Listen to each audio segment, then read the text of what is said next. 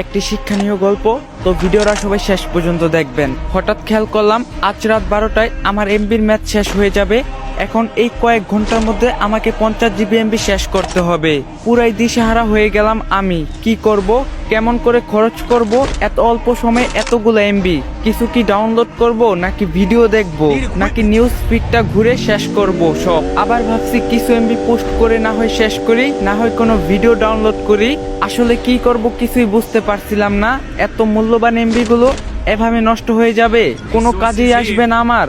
ঠিক তখনই কেন জানি আমার মনে হলো, হায় আল্লাহ, যদি আমি জানতে পারি যে আজ রাত 12টায় আমি মারা যাব, আমার হাতে তো আর মাত্র কয়েক ঘন্টা সময় আছে, তখন তাহলে আমি কি করব?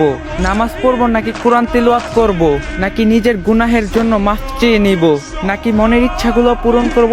আচ্ছা, আপন মানুষগুলোর সাথে শেষ সময় কাটিয়ে দিলে কেমন হয়? থাক, আগে একবার দেখে নিই দেনা পাওনা কি কি আছে। ঋণের বোঝা নিয়ে কবরে না যাওয়াই ভালো। ও আল্লাহ, বলে দাও আসলে কি করব এই অল্প সময়ের মধ্যে? আসলে কি করা উচিত? আপনারাও একটু ভেবে দেখুন তো। সত্যি যদি জানতে পারেন যে এই দুনিয়ায় আজকেই আপনার শেষ দিন, তখন আপনি কি করবেন? কি করে আপনার মহামূল্যবান সময়টাকে নিজের রবের সন্তুষ্টির পথে বানাবেন?